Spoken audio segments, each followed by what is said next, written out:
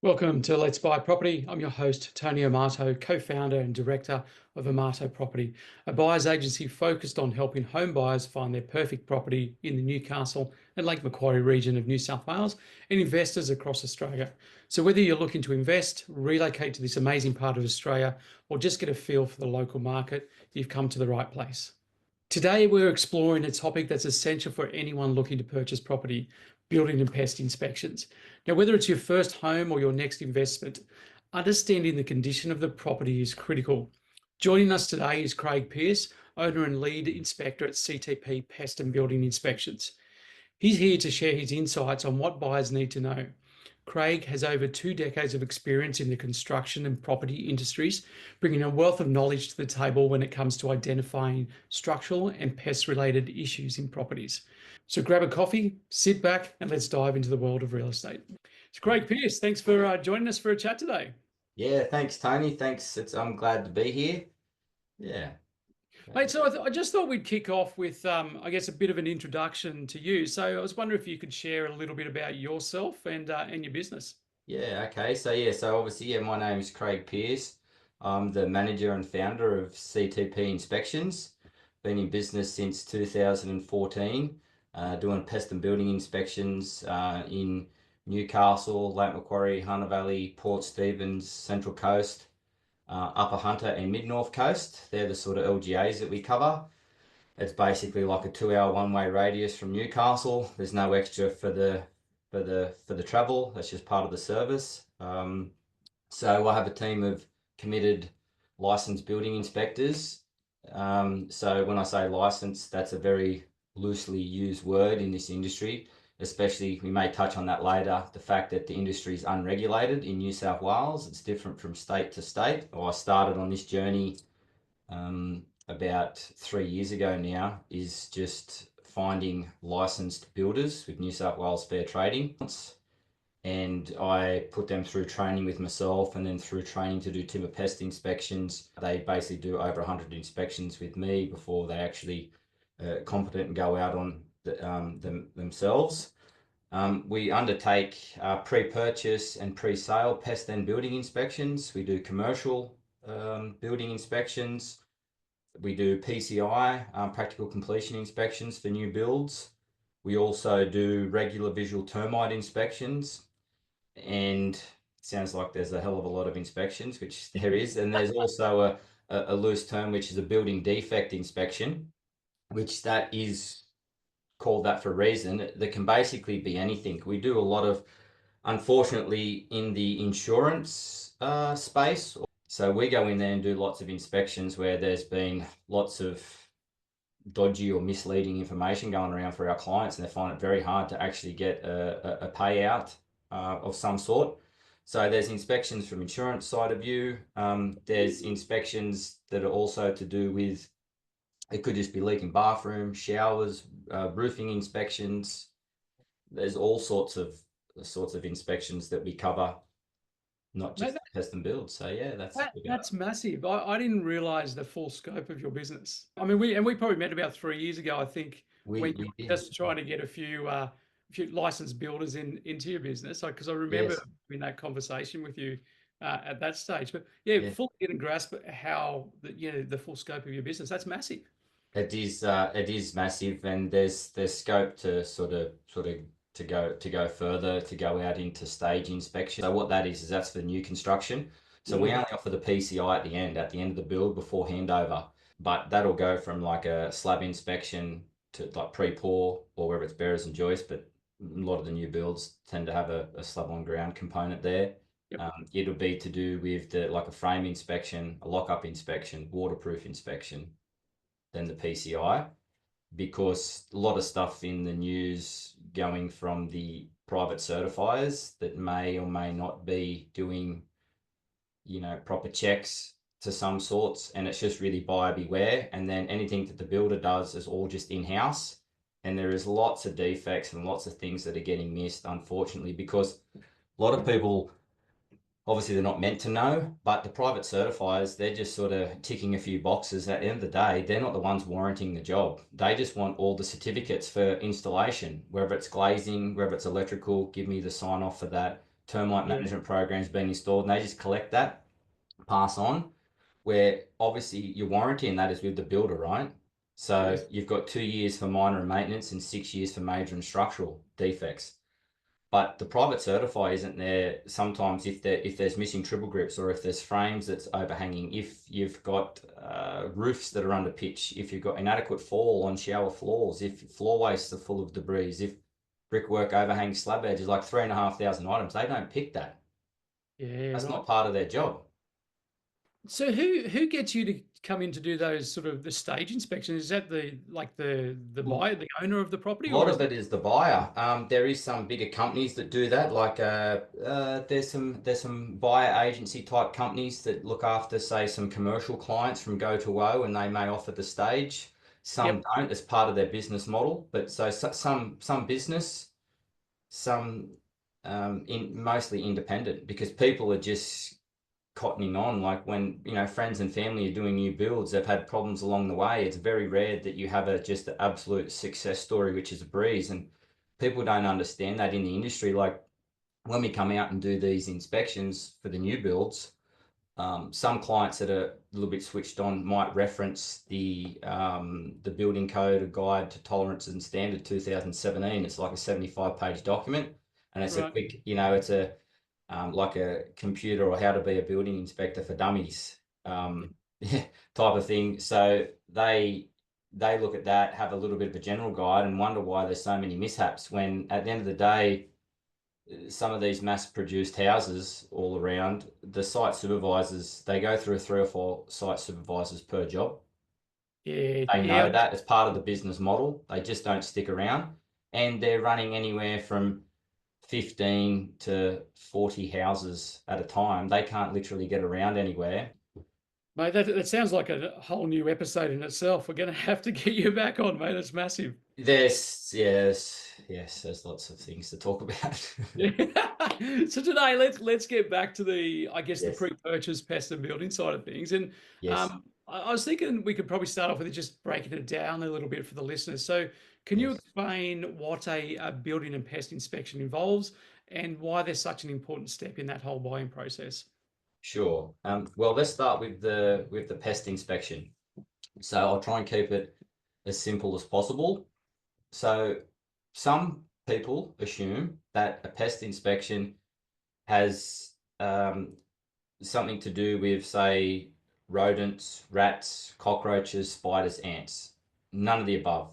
Okay, the only thing that's in a timber pest inspection report is only 3 things. Okay, it's termites, borers, and wood rot. And the reason why it's those 3 things is because they're the only 3 things that it can affect timber in service. Okay, so Yep. where termites, borers, wood rot, and then there's any conducive conditions in and around the structure, which is to entice any of those 3 things that I mentioned. Then if there is active termites on site or termite damage, it'll denote where the termite damage is, the extent of the damage, if there's any safety hazards. And then if there is active termites on site, it'll get down to the genus of termite, what type of termite it is. So we have to find the soldier. It's not Yep. just looking and go, oh, there people say white ants and all this type of stuff. It goes a bit more like further than that. And then depending on the genus of termite, that depends on the capacity for that termite to cause damage to the structure. So that's basically what you're getting in the pest report. Okay. Yep. Then as far as the building report goes, look, we won't go into individual items, but there's about 3,500 items that the building report will cover, from minor defects to major defects and any safety hazards. The Australian standard for that is AS 4349.1. Australian standard, that's for the building side of things, and we're AS 4349.0 for the timber pest inspection. But Yep. Australian standard in any industry, just sets the minimum requirement for anything. So it doesn't matter what industry it is. That's what the Australian standard is. If you subtract from that, you fail. As long as you hit the minimum requirements there, which is sort of what I've mentioned, if, as far as the pest and the building, you've done your due diligence as an inspector. But CTP, we go a little bit above and beyond that to offer a better service on what we believe should people want to know, just through experience and just pretending that your daughter's buying the property and what is she going to want to know other than just tick a few boxes. That's why you have such a huge difference in reports. And some people can't fathom why. That's why. I love that you just mentioned there that you pretend your daughter's going to buy the property, and that I love that sort of attitude to business, and we do that with when we're buying properties for people. It's Yes. we buy a property as if we're buying it for ourselves as well. So I love that you've got that in your business. It's sort of Yeah, I think it's a reflection of yourself and somewhat like how you run the business and the sort of moral compass for the business and the culture within the business is sort of a reflection of the leader of the business. Yeah, 100%, 100%.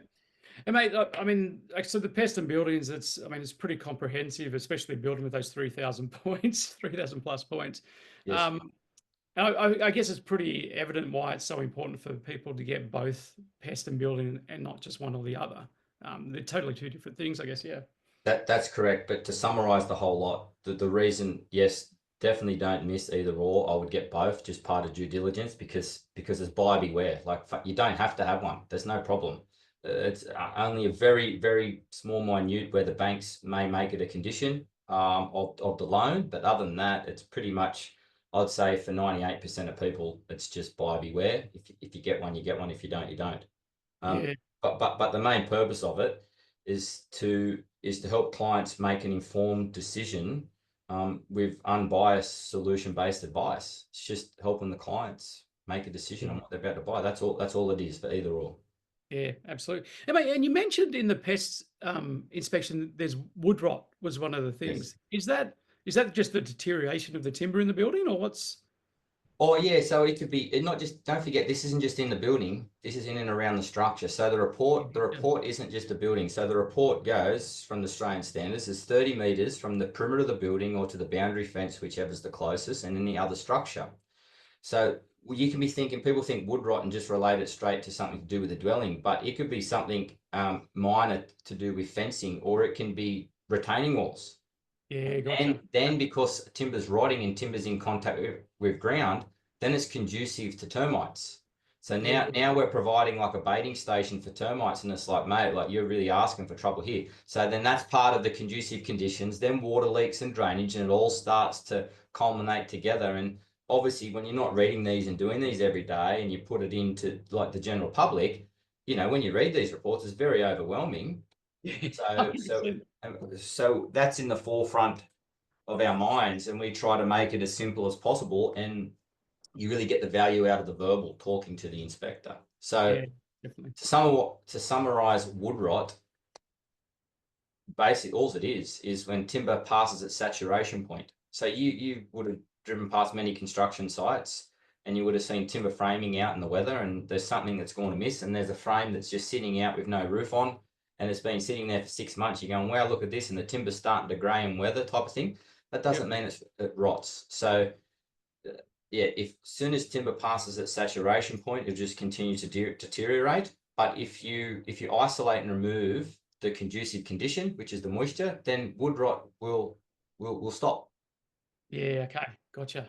Hey, excellent. And I guess that's why it fits into the pest side of inspections and not the building, because it is really conducive to those borers and the termite sort of side.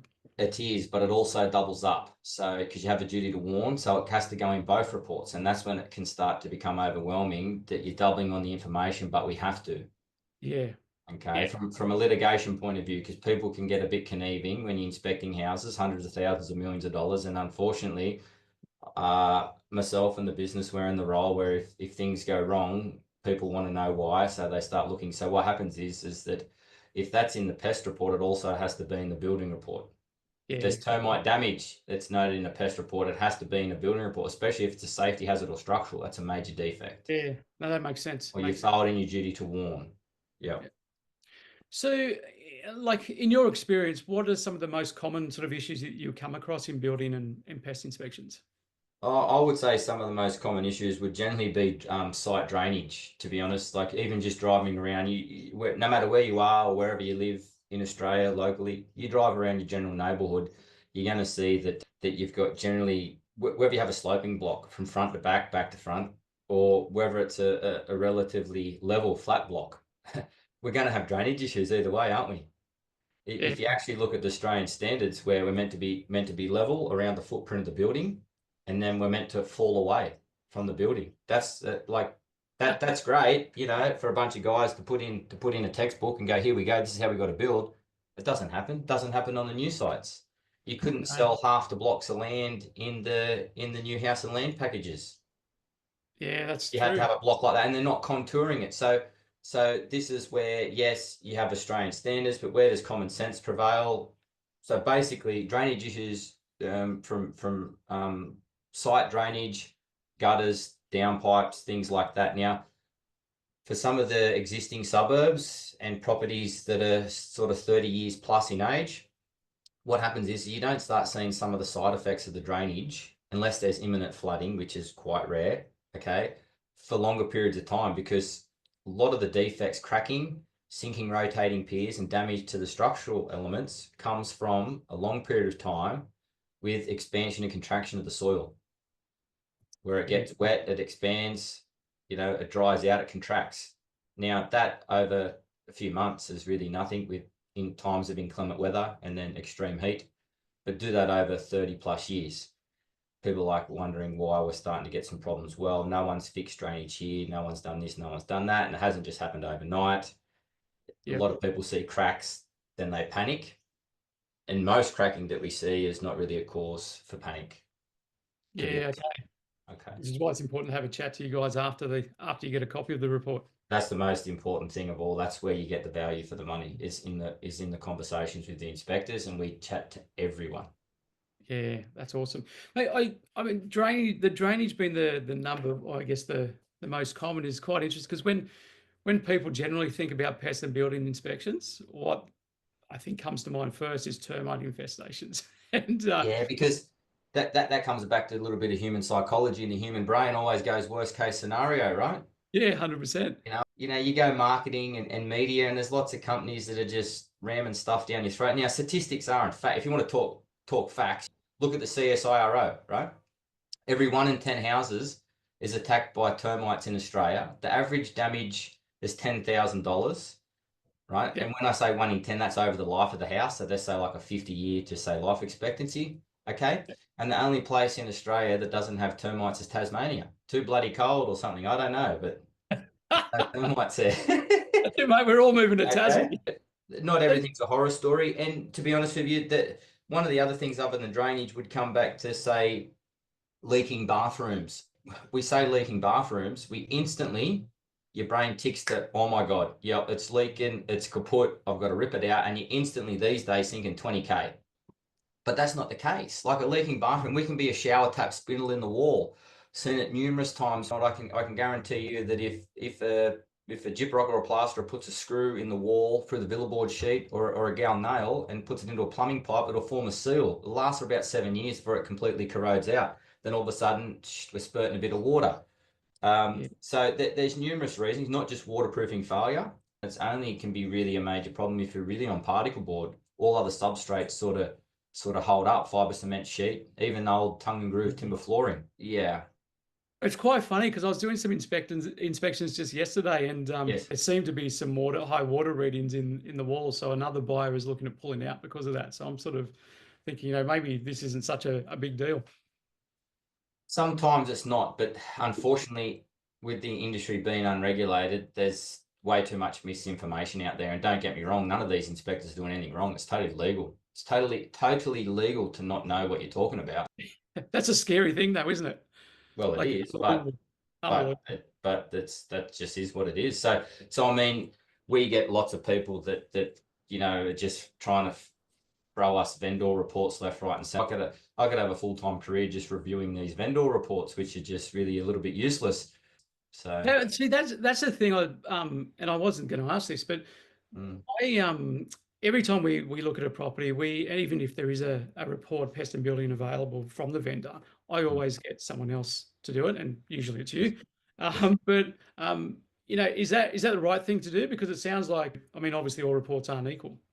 Oh, look, they're not, and they're never going to be. It's really buyer beware. But Too easy. yeah, I mean, it is a normal thing. It's a good practice. It depends. It really depends who you ask. And I'm just keeping an open mind here. Like for a real estate agent who's got a preferred panel of 2 or 3 inspectors that do a certain standard of inspection, would fit their business models and criteria, when there might be 20% of their customers, say purchasers of a property, who may not really like the reports, and the 80% are just like, oh, I'll just use that. So they would know as a business model that this works. You get the 20% that just don't rely on it.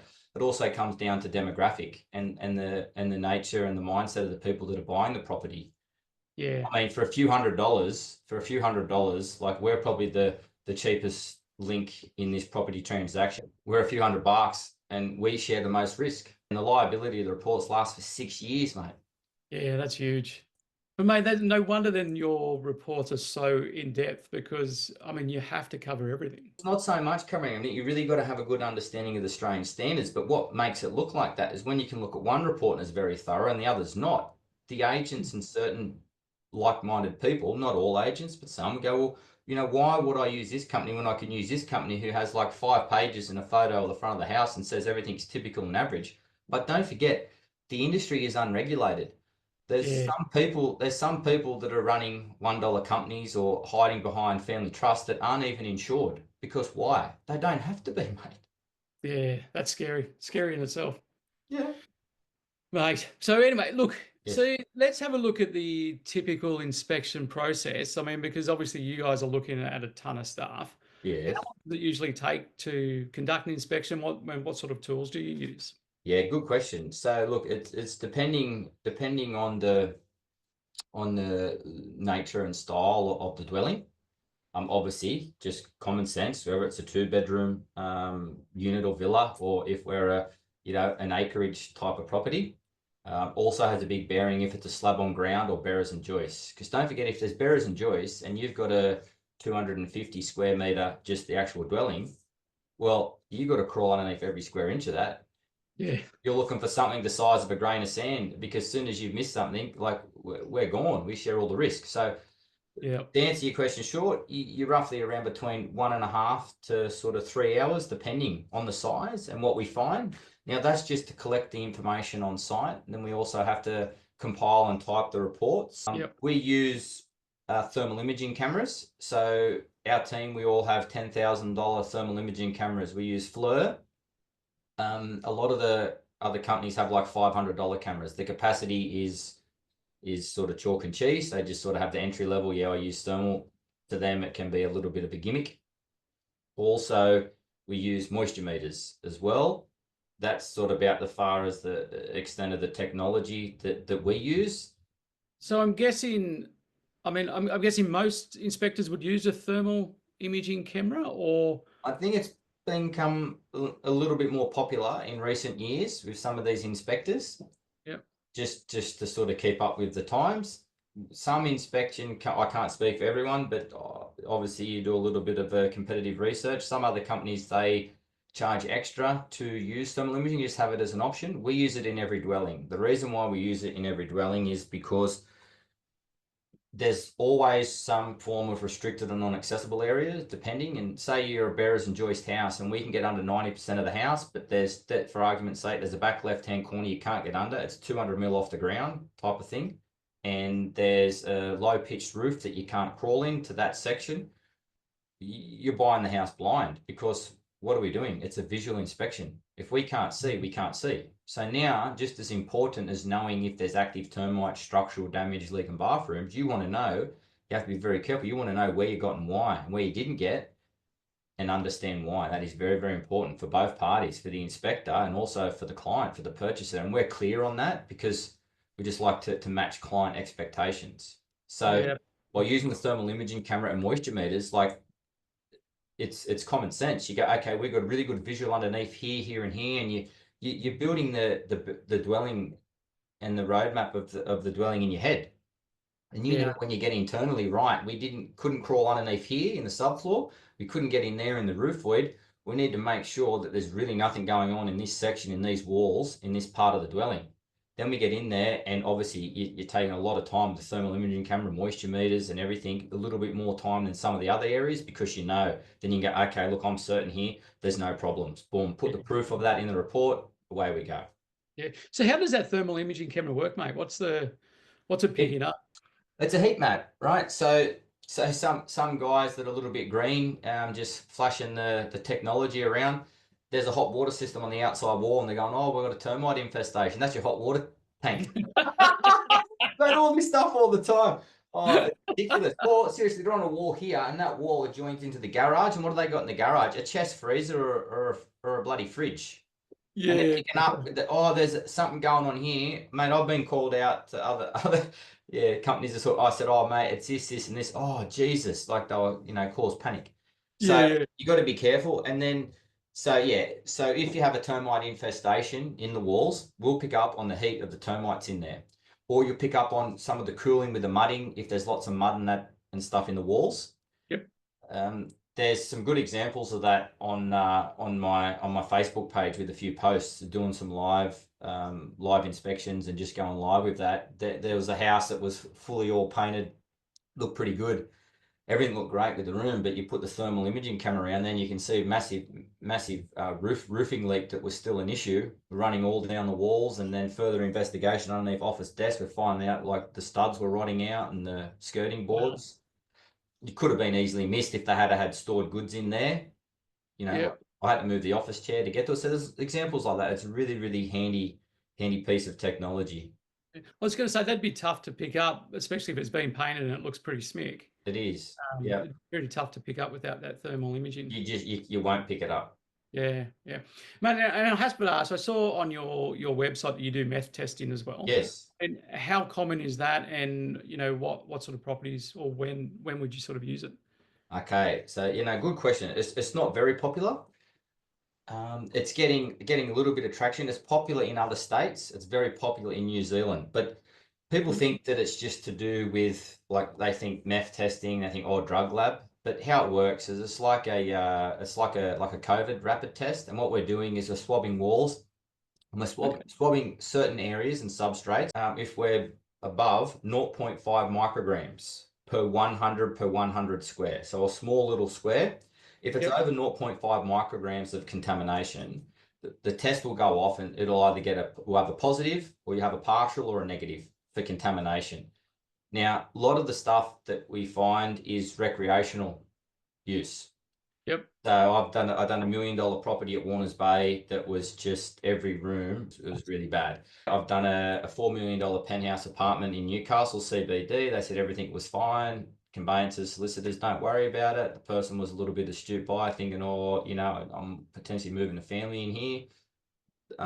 So they just got it done, and it was like $100,000 to remediate. But Yeah. where it comes into it is lots of property managers. Okay, so between tenants, like doing a flea spray and a clean.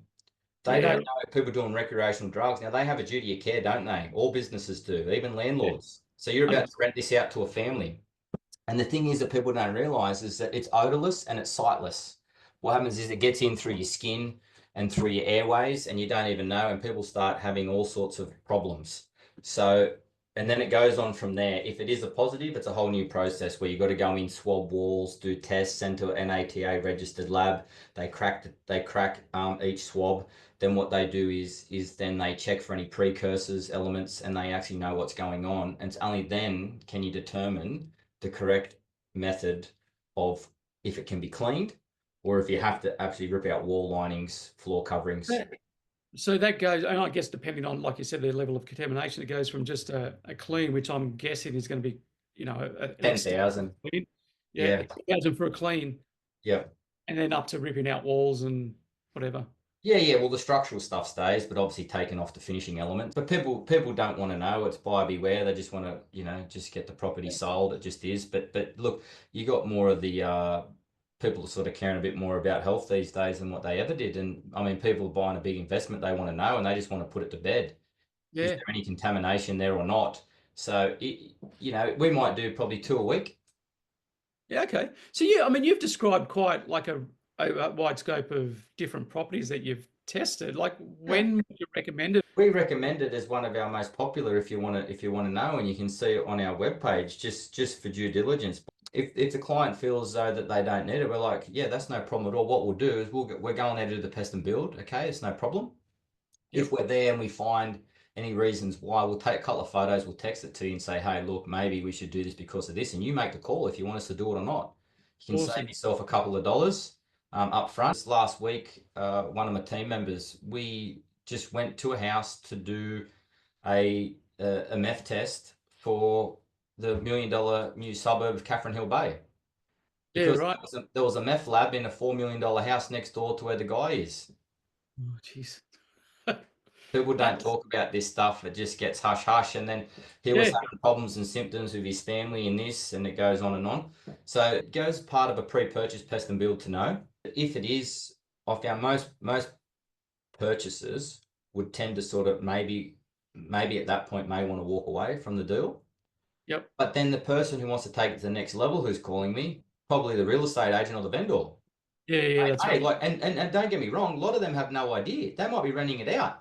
They had no idea themselves. They go, what do I need to do here? And it's like, oh my God. So then they generally become my client. You We're get in, you going back and doing the make it up. swabs to help them. We're not there to cause problems. We're Yeah. just there to be honest and just to help people. You must find yourself in the firing line sometimes, though. I can imagine there's, you know, some You got to be responses from thick-skinned. vendors or selling agents that aren't too choice. Oh, you got to be thick-skinned, and that's why they create their circle of the inspectors who do a 10-page report and tell you that everything's typical and great. So, but anyway, Um, each to look, their mate, own. mate, that probably sort of leads on to the next question I was going to ask. And I guess when buyers are looking through properties, what would be some of the major red flags, and not just on the meth testing, but generally what would be some major red flags that they should look out for during the inspection? Yeah, and pretty good question. I don't think there's really any red flags, to be honest. The question is pretty direct, but there's not a direct answer, I don't believe, because well, it's just my professional opinion. I've been doing it for too long. And the thing is that any house that has been on the market, if one of my clients didn't buy it, like the first client, I'll potentially get another client related to the same property. Someone always buys it. One of my clients will buy it, and if one of my clients don't buy it, I mean, the Yep. houses that were on the market 12 months ago aren't on the market today, warts and all, Yeah. or so-called red flags. So there's always a right buyer for that house. So as an inspector, you shouldn't be going around talking about red flags, in my opinion, because we're not there Okay. to cross a line. We're just there to give, like I said at the start of the conversation, was to unbiased, solution-based advice to help them make the call. And every house is worth buying. For instance, to go direct into your question, we'll say retaining wall. Okay, rings alarm bells, don't it? You think, oh my God, you retaining wall, you're thinking 10, 20 grand plus.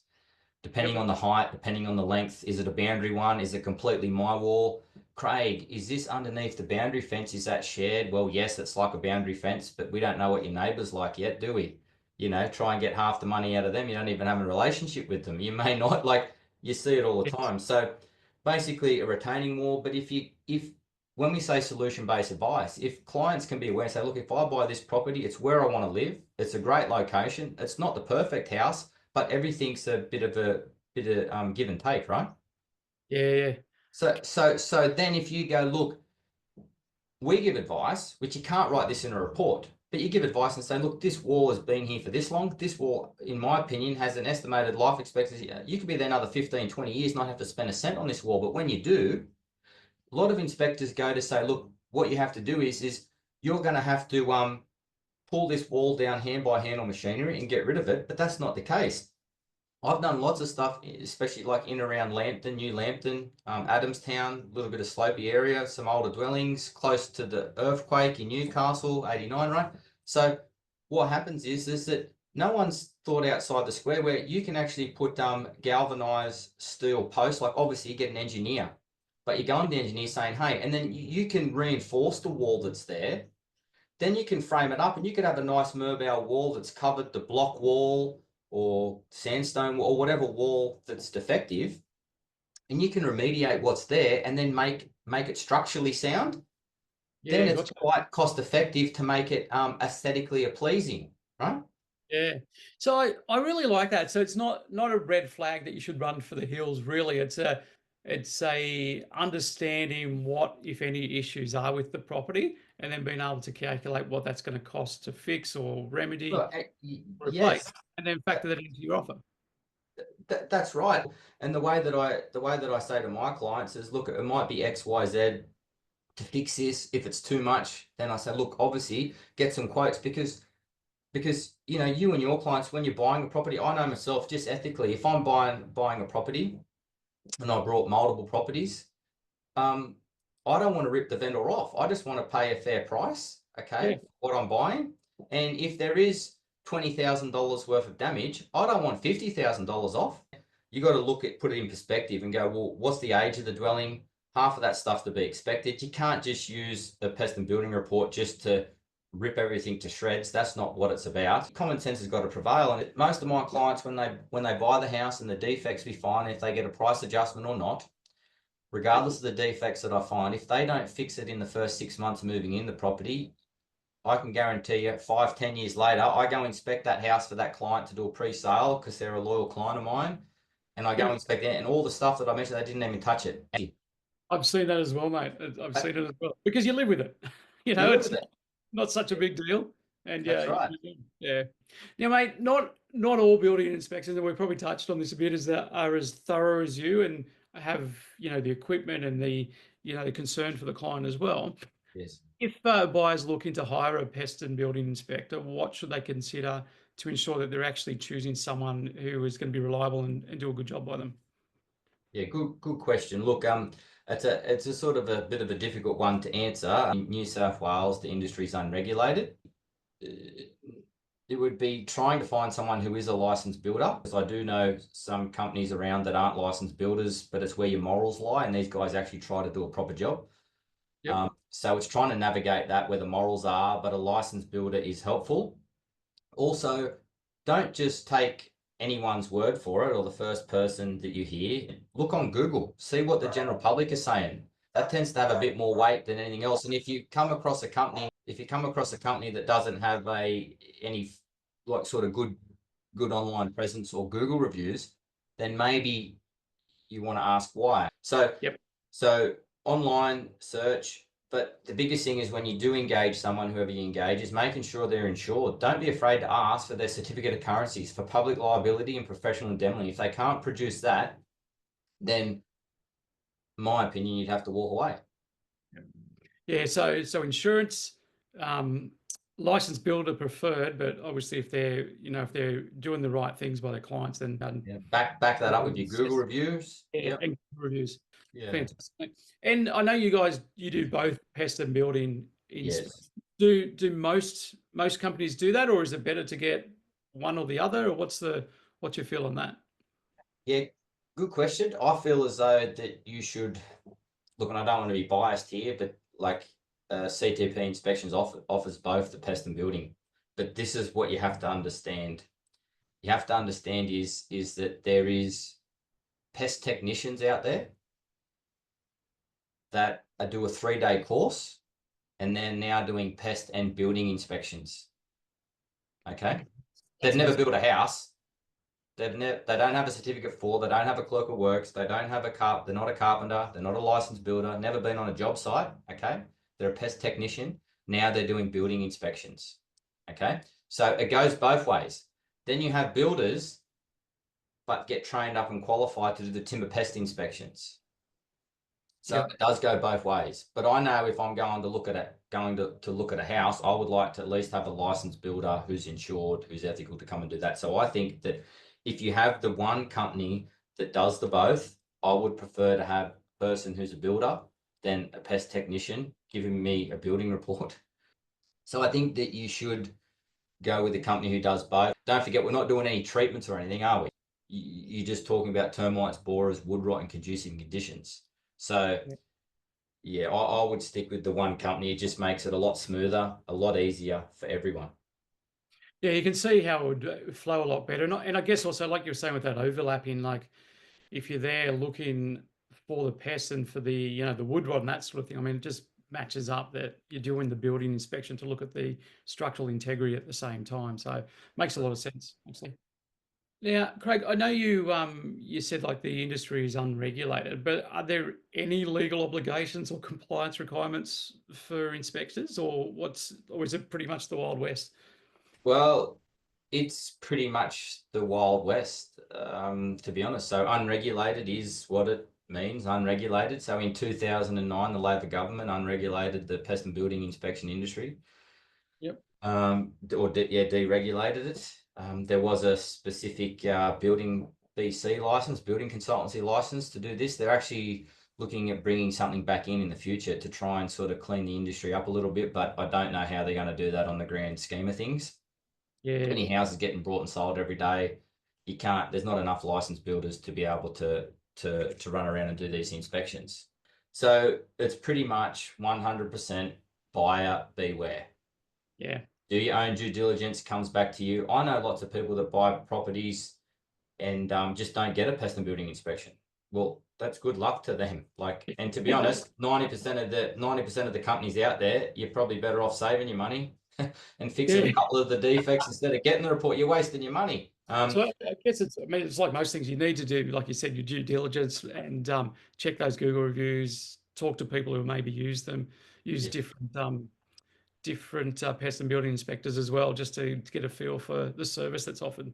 yeah. And one thing that don't get confused about, a lot of inspecting companies will tell you that, hey, look, like I am licensed, I'm insured. Well, licensed for what?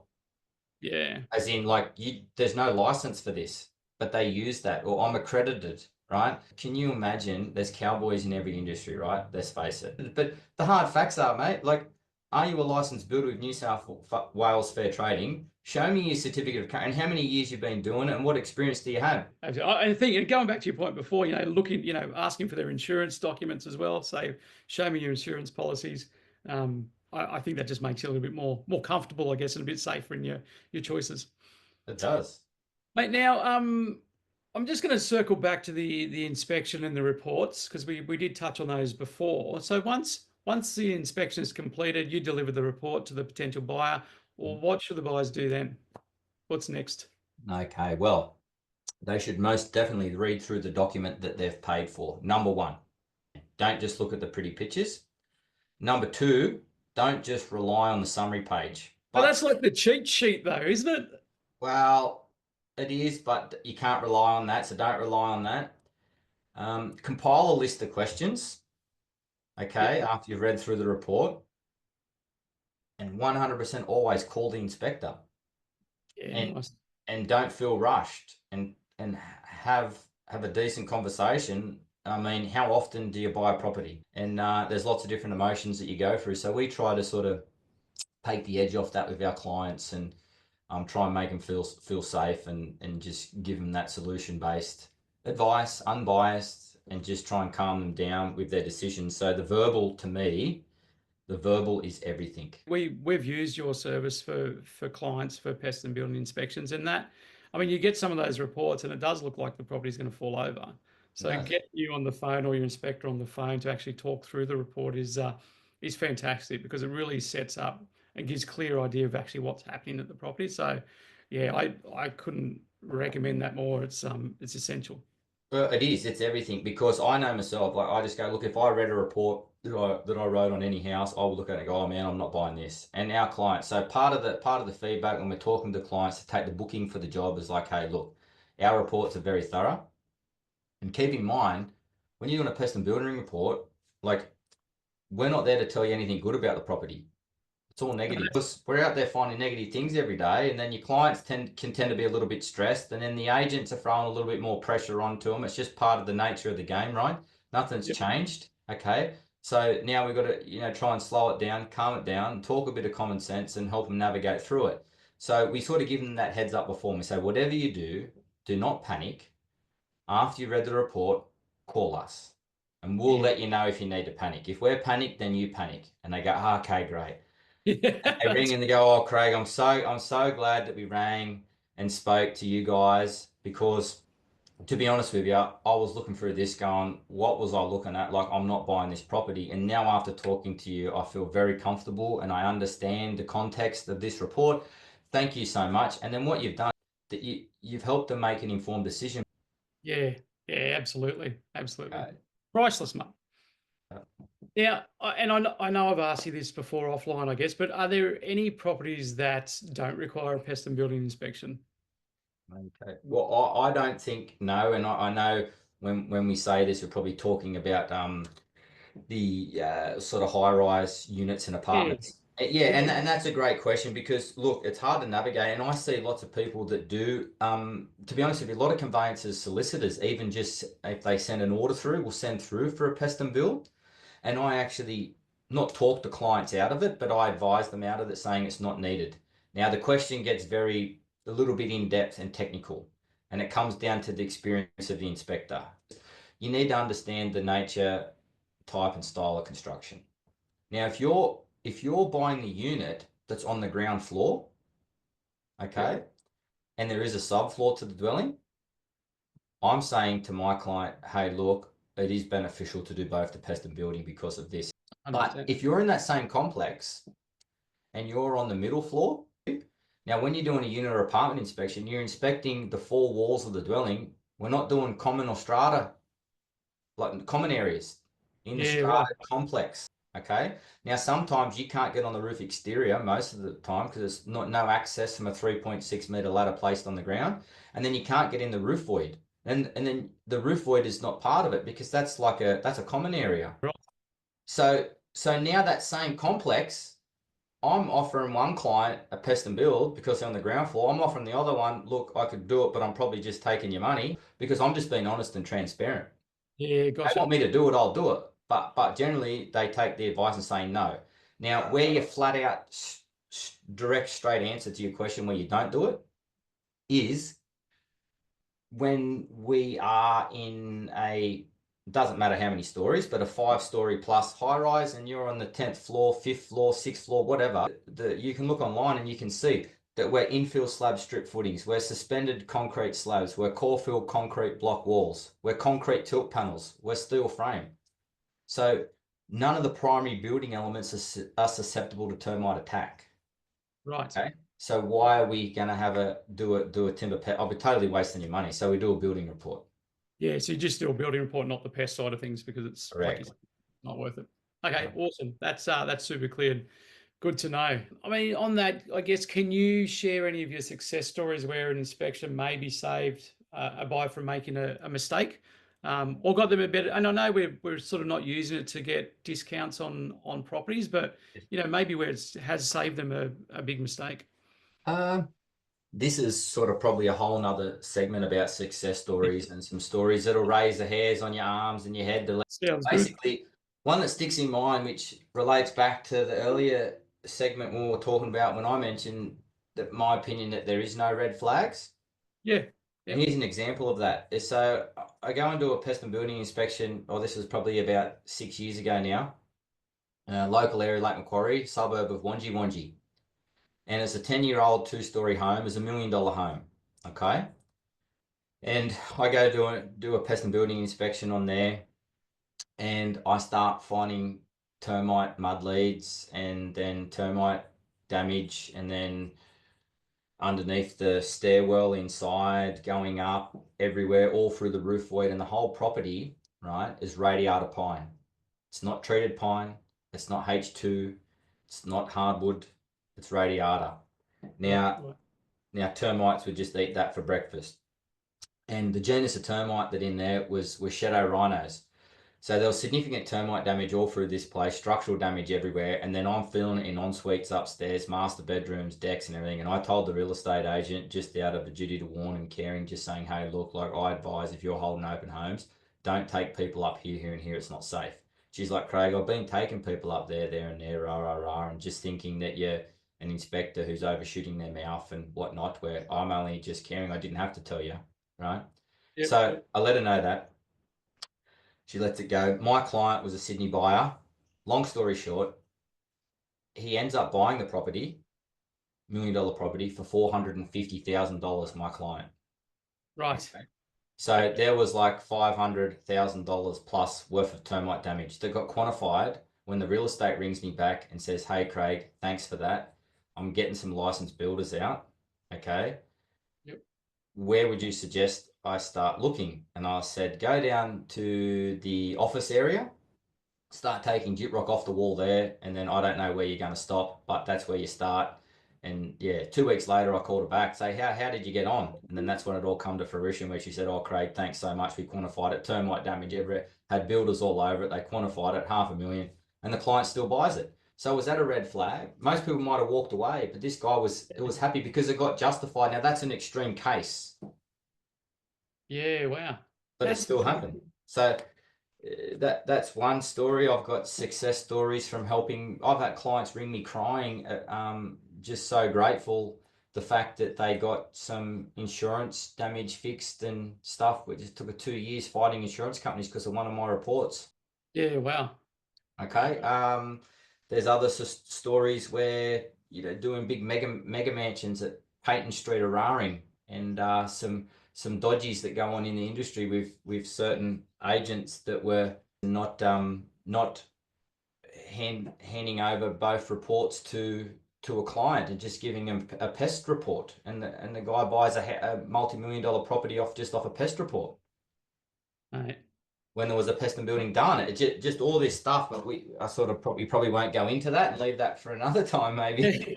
But I mean, that just highlights like it's so important to get this done and get it done by someone who I guess is trustworthy and reliable.